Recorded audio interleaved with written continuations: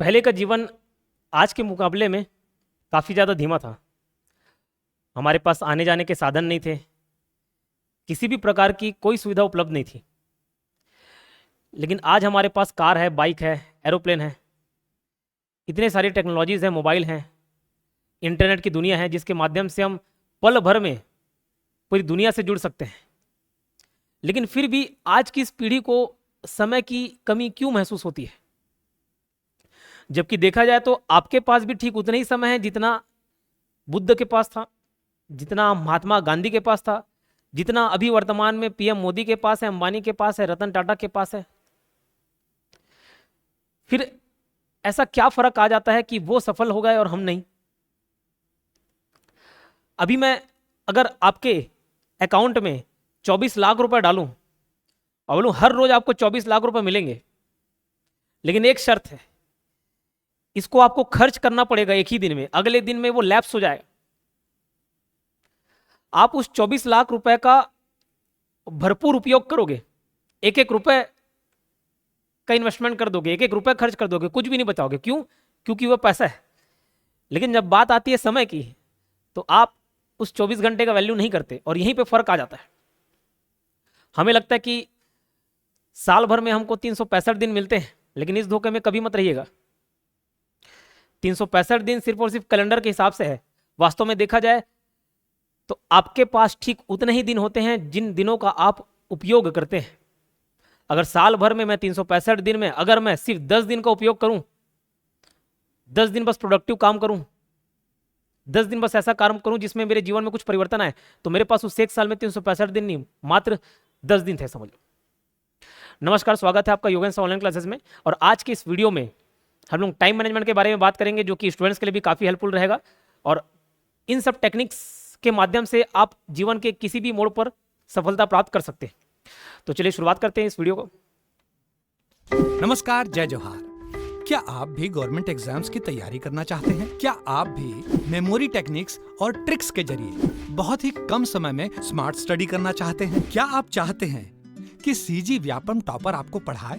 तो डाउनलोड करिए Yogendra Sahu classes app. यहाँ 10 से अधिक गवर्नमेंट एग्जाम्स क्रैक करने वाले और सीजी व्यापम टॉप करने वाले योगेंद्र सर सीजीपीएससी और सीजी व्यापम के अंतर्गत होने वाले सभी एग्जाम्स की तैयारी कराएं। तो डाउनलोड करिए Yogendra Sahu classes app to be the best, learn from the best.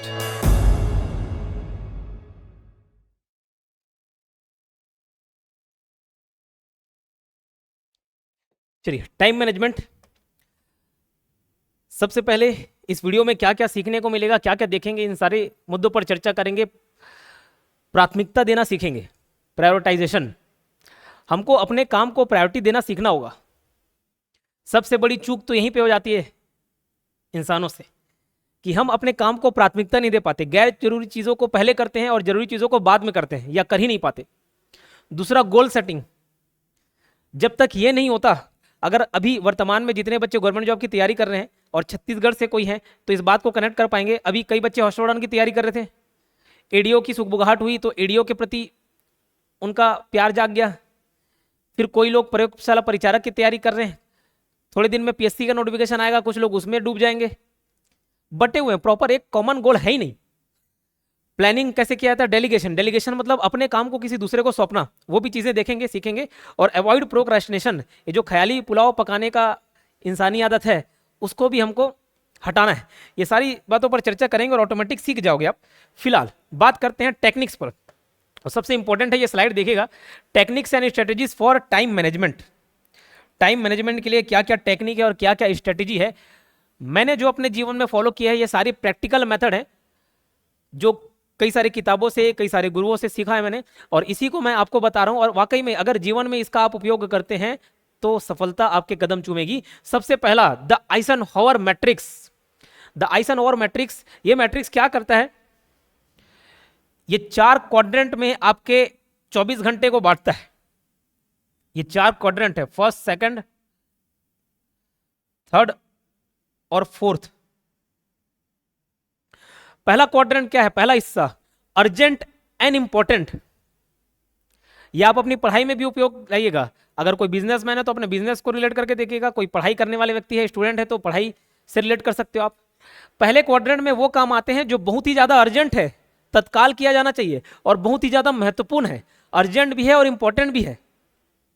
ऐसे काम को आपको सबसे पहले करना चाहिए, डू फर्स्ट, जो अर्जेंट भी है इंपॉर्टेंट भी है। जैसे जैसे मैं अपने नजरिए से बताता हूं, अभी हॉस्टल वार्डन एग्जाम की हम तैयारी करा रहे हैं, जिसका कोर्स भी उपलब्ध है, अवेलेबल है। अब हॉस्टल वार्डन में कंप्यूटर 30 मार्क्स का पूछा जाना है, मैथ्स 25 मार्क्स का पूछा जाना है। अब इतना बड़ा पोर्शन है तो मैंने सबसे पहले यही सब्जेक्ट्स को पकड़ा। यूट्यूब में भी आप वीडियोस देखेंगे, मिशन मैथ्स का वीडियो लेकर आए, मिशन मैथ्स एक सीरीज कंप्लीट लेके आए। क्यों? क्योंकि वो अर्जेंट भी है, तुरंत तत्काल किया जाना चाहिए, लास्ट के लिए उसको मैं नहीं छोड़ के रख सकता, और इंपॉर्टेंट भी है। तो अर्जेंट और इंपॉर्टेंट वाले जो भी सेगमेंट हो, वो सबको सबसे पहले किया जाना आवश्यक है, और ये आपको काम खुद ही करना पड़ेगा। दूसरा, इंपॉर्टेंट तो है लेकिन अर्जेंट नहीं है, ऐसे कामों को आपको शेड्यूल करके रखना है। हाँ, कुछ दिन बात कर लूंगा, कुछ समय बात कर लूंगा। जैसे जैसे जब मैं हॉस्टल वार्डन का कोर्स लाया तो उसमें मैंने बोला कि 2000 एमसीक्यू सीरीज भी हम देखेंगे, तो शुरुआत में मैं क्या 2000 एमसीक्यू सीरीज कराना चालू कर दूं?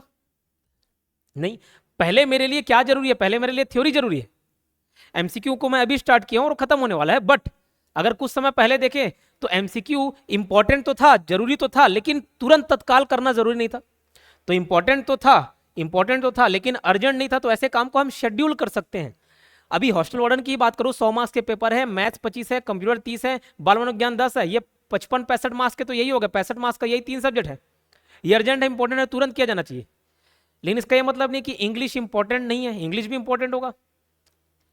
हिंदी इंपॉर्टेंट है, हिंदी भी इंपॉर्टेंट है, 5 मार्क्स का हुआ तो क्या हुआ? करंट अफेयर्स इंपॉर्टेंट है लेकिन अर्जेंट नहीं है। करंट अफेयर का उदाहरण दे रहा हूं, इंपॉर्टेंट है, 5 मार्क्स आप इजिली गेन कर लोगे, लेकिन क्या इसको अब भी किया जाना चाहिए? नहीं, इसको बाद में भी किया जा सकता है। तो ऐसे काम को आपको शेड्यूल करना चाहिए। तीसरा क्वाड्रेंट होता है, तीसरा हिस्सा, अर्जेंट तो है लेकिन इंपॉर्टेंट नहीं है। अभी देखें, इंपॉर्टेंट है लेकिन अर्जेंट नहीं है। अब देख रहे हैं अर्जेंट है बट इंपॉर्टेंट नहीं है। ऐसे काम को डेलीगेट कर देना चाहिए। जैसे कि एक उदाहरण दे रहा हूं, घर में मान के चलो सब्जी लेकर आना है। अब मेरी मम्मी मुझे बोल दी कि बेटा सब्जी लेके आ, तो ये बताओ, मेरे पास ऑप्शन है पढ़ने का भी, मेरे पास ऑप्शन है पढ़ाने का भी, मेरे पास और भी बहुत सारे काम है। क्या सब्जी मैं नहीं लाऊंगा तो काम नहीं बनेगा? वो सब्जी खराब हो जाएगा? नहीं, ये काम तो कोई दूसरा भी कर सकता है ना। मेरी बहनें हैं, मेरे और छोटे भाई होंगे, कोई दूसरे आस पड़ोस वाले होंगे, 5-10 रुपये उनको दिए, बचेगा, ले लेना, खा लेना, उनसे मंगवा लिए।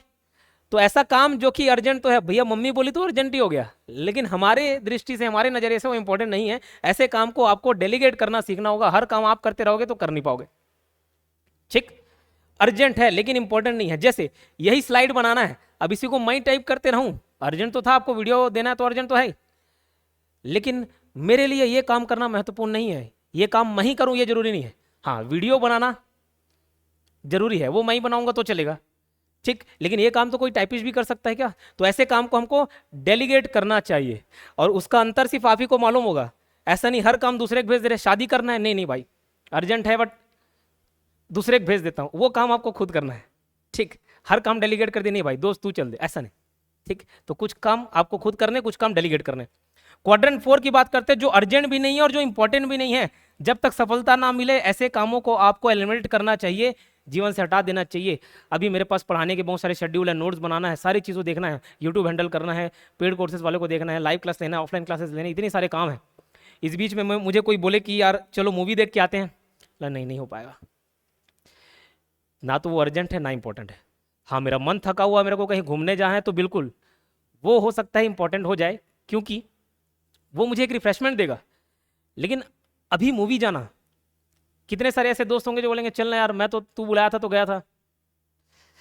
ऐसे शख्स से न्योता आ जाए जिसकी हमने कभी कल्पना नहीं की थी, उम्मीद की, चलो ना देख लो बाबू आज चलते हैं, ठीक, लेकिन क्या ये अर्जेंट है? नहीं। क्या ये इंपॉर्टेंट है? अरे ये बाद में मिल जाएगा। अब आपका मन कहे नहीं भैया ऐसा मौका दोबारा नहीं मिले तो अलग बात है, बाकी ये काम जो है वो बाद में भी हो सकता है, और इसको एलिमिनेट कर दे तो ज़्यादा बेहतर है जब तक सफलता नहीं मिल जाती। ठीक है, दूसरी बात करेंगे स्मार्ट गोल्स। स्मार्ट गोल, सबसे पहले तो आपके पास एक स्पेसिफिक गोल होना चाहिए।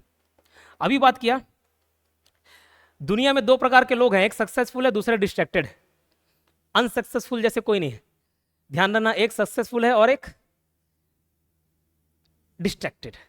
ठीक है, एक सक्सेसफुल है, दूसरे डिस्ट्रैक्टेड। हर इंसान में वो क्षमता है कि वो कोई भी गोल, कोई भी टारगेट अचीव कर सकता है, लेकिन कुछ लोग होते हैं जो सारे डिस्ट्रैक्शन को अवॉइड करके अपने सिर्फ और सिर्फ लक्ष्य पर ध्यान देते हैं, और कुछ लोग होते हैं कि लक्ष्य को साइड करके अपने डिस्ट्रैक्शन पर ध्यान देते हैं। तो सबसे पहले आपके पास एक स्पेसिफिक गोल होना चाहिए, चाहे किसी भी दृष्टि में हो। कोई एक बिजनेसमैन है, कोई काम करने वाला है, कभी लगता है कि ये काम कर लूँ, कभी ये लगता है ये काम कर लूँ, कभी कुछ कभी कुछ। पढ़ाई वाले बच्चों को लगता है कि कभी मैं हॉस्टल वार्डन की तैयारी कर लेता हूँ, कभी व्यापम की तैयारी कर लेता हूँ, कभी पीएससी की, कभी रेलवे एसएससी, कभी बैंकिंग। जब तक स्पेसिफिक गोल नहीं होगा तो ये सारे टाइम मैनेजमेंट के टेक्निक्स कोई काम नहीं आने वाले आपके। समझ रहे बात? तो स्पेसिफिक गोल होना चाहिए, आपको मालूम होना चाहिए कि आपको चाहिए क्या। उसके बाद उसका प्रॉपर प्लानिंग होना चाहिए कि आपको दिन भर में क्या होना चाहिए। उसके लिए बहुत सारे आप टूल्स यूज कर सकते हो। हर एक दिन का प्लान बनाएं, हर एक दिन का एक टास्क डिसाइड करें, चाहे छोटे से छोटा या बड़े से बड़ा। जैसे मेरे मोबाइल में भी मैं टू डू लिस्ट रखता हूं। अभी अगर आपको दिखाऊं छोटे स्क्रीन में तो शायद ही दिखेगा, अगर दिख जाए। मेरे भी अपने काम है।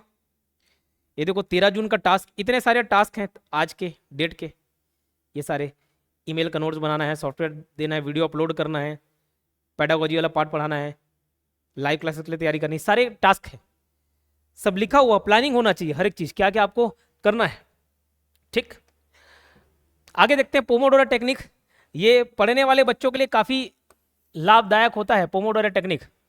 ये पोमोडोरो टेक्निक क्या कहता है कि आप 25 मिनट तक काम करिए। अगर पढ़ाई वाले बच्चे तो 25 मिनट तक पढ़िए, फिर 5 मिनट का ब्रेक लीजिए। और वाकई में ये कारगर सिद्ध है। कुछ किताबें बातें सब में काम आ जाती है, कुछ थियोरेटिकल होते हैं तो कुछ प्रैक्टिकल भी होते हैं। इसको मैंने खुद अप्लाई किया हुआ है। ये जो मन है वो काफी ज्यादा चंचल है। गीता में भी अर्जुन कृष्ण को बोलते हैं ना कि चंचलम ही मनः कृष्णा।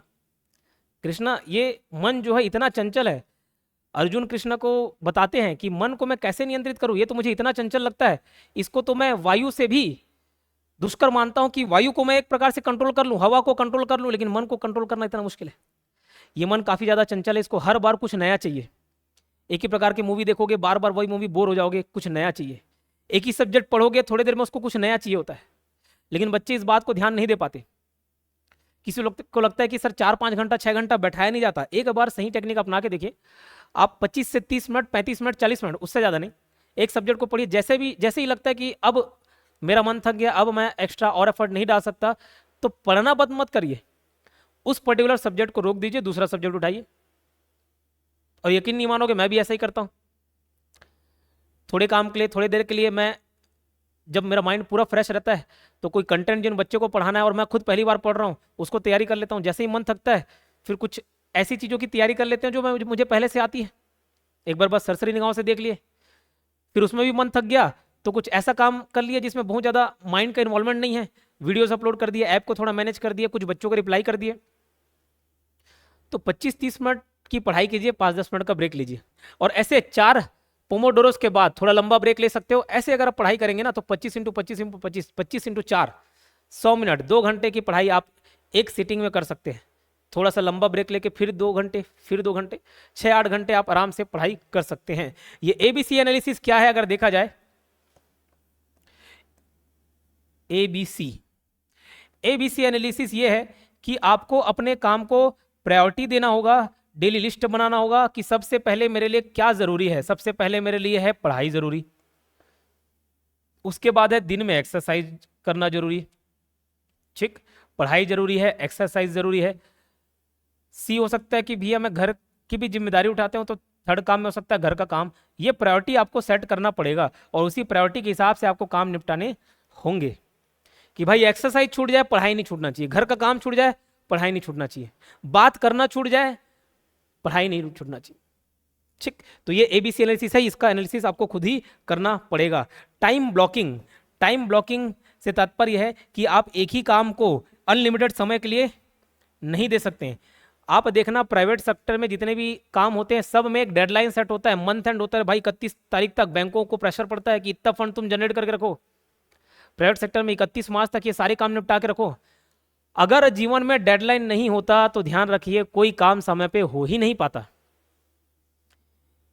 समझ आ रही बात? मैं अगर 4 घंटे क्लास ले रहा हूं, अचानक से 1 हफ्ते बाद हॉस्टल वार्डन का एग्जाम होने लगे, तो मैं 4 घंटे की क्लास से 8-8 घंटे की लेना चालू कर दूंगा, लेकिन कोर्स खत्म कराऊंगा। क्यों? अब मुझे डेडलाइन मिल गया अगले हफ्ते। तो अपने टास्क के लिए भी डेडलाइन रखना सीखिए, ठीक है, टाइम ब्लॉकिंग करना सीखिए, एक टास्क के लिए एक पर्टिकुलर टाइम, उससे ज्यादा आपको नहीं देना है।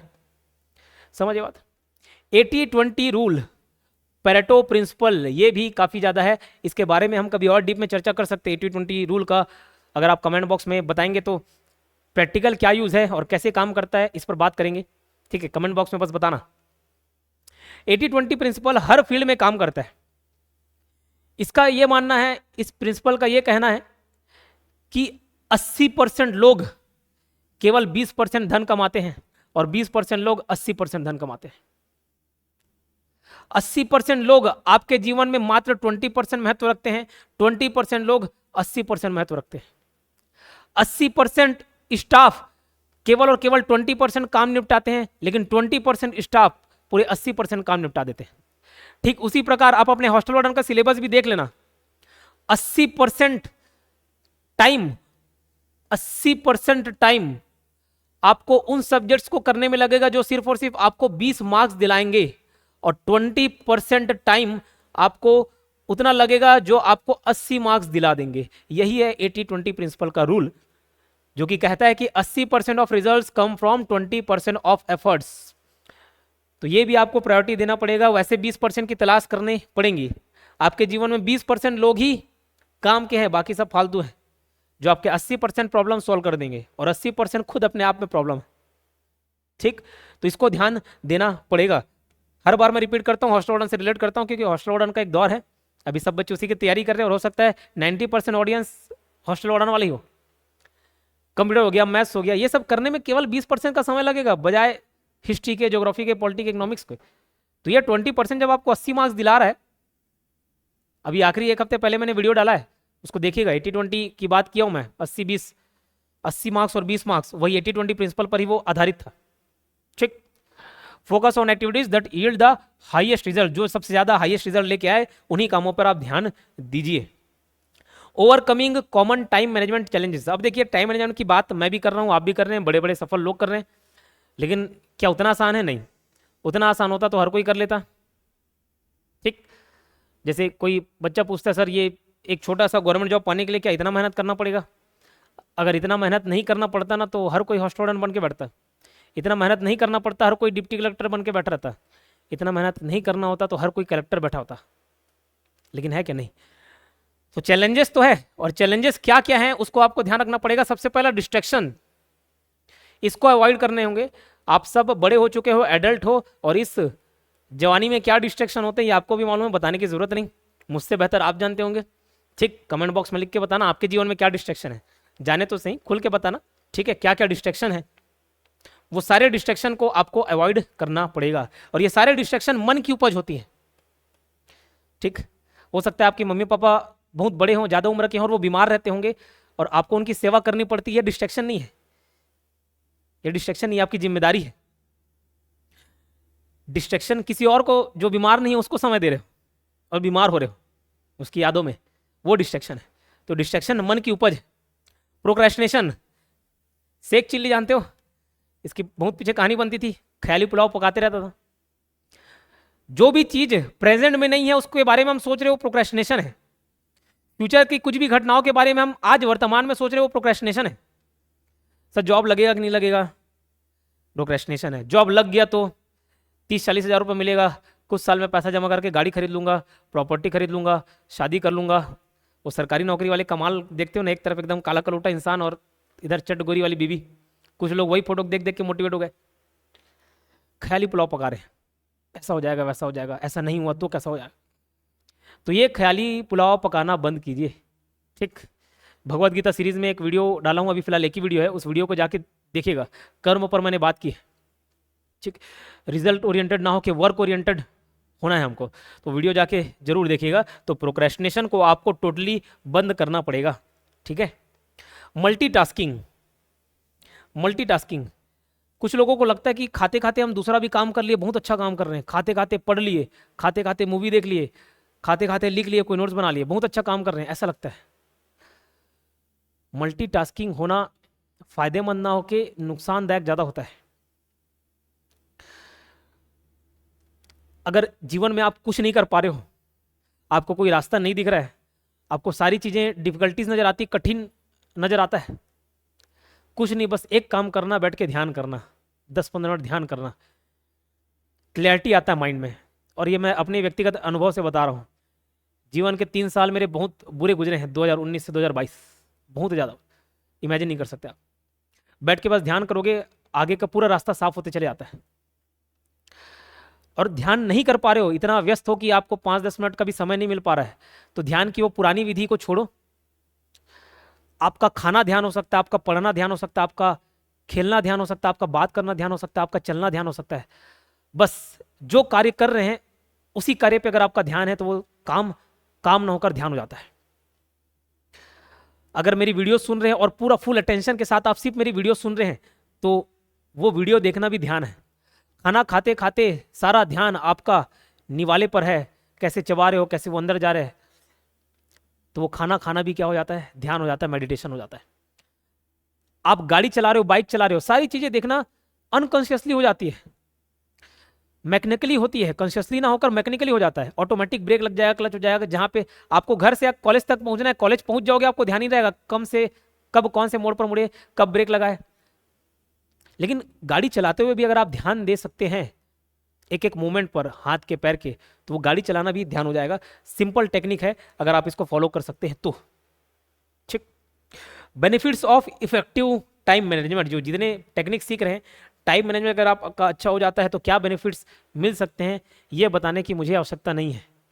जो भी लोग इस परेशानी से जूझ रहे हैं सभी को मालूम है कि इसका लाभ क्या है। तो इसका लाभ आप मुझे बताएंगे कमेंट बॉक्स पर लिखकर। कोशिश करिएगा, पहले दिन आपसे होता है कि नहीं होता, दूसरे दिन होता है कि नहीं होता, तीसरे दिन होता है कि नहीं होता, क्योंकि जोश में पहले दिन तो हम शुरुआत कर लेते हैं, दूसरे तीसरे चौथे पांचवें दिन तक वो ठंडा हो जाता है। तो मुझे कमेंट बॉक्स में लिखकर जरूर बताएं। हो सकता है मैं रिप्लाई ना दे पाऊँ, लेकिन देखता जरूर हूँ, कमेंट बॉक्स देखता जरूर हूँ। पढ़ाते पढ़ाते भी अगर 2 मिनट का समय मिल जाता है, बच्चों को मैं क्वेश्चन सॉल्व करने देता हूँ, तो वो 2 मिनट में भी कमेंट बॉक्स देख लेता हूँ, रिप्लाई भले नहीं करता। ये वीडियो भी एक बच्चे की रिक्वेस्ट पर है कि सर टाइम मैनेज नहीं हो पाता है, बहुत सारी जिम्मेदारी है घर की, तो उस बच्चे की रिक्वेस्ट पर वीडियो बनाया है। आप भी अपनी प्रतिक्रिया दे सकते हैं, ठीक। उसके अलावा जिन बच्चों को हॉस्टल वार्डन की तैयारी करनी है, तो हॉस्टल वार्डन का कोर्स हमारे ऐप में अवेलेबल है। गूगल प्ले स्टोर पर हमारा ऐप योगेन साहू ऑनलाइन क्लासेस आपको मिल जाएगा। गूगल प्ले स्टोर पर जाइएगा, योगेन साहू क्लासेस लिखना, ऐप डाउनलोड मिल जाएगा। यहाँ पे नीचे कमेंट बॉक्स पर भी आपको लिंक, या डिस्क्रिप्शन पर भी लिंक आपको मिल जाएगा, वहाँ से आप ऐप डाउनलोड कर सकते हो, कोर्स परचेस कर सकते हो। इसके अलावा कोर्स खरीदने संबंधी कोई भी डाउट हो, कोर्स खरीदने संबंधी अगर आपको बातें करनी है, तो 8770123687 इस हेल्पलाइन नंबर पर आप कॉल कर सकते हो। इसके अलावा अगर कोई भी आपके जीवन में समस्या है तो आप कमेंट बॉक्स में लिखकर जरूर बताएं। अगले वीडियो में हो सकते हैं आपकी समस्या पर विचार किया जाए। नमस्कार, जय जवाहर, धन्यवाद।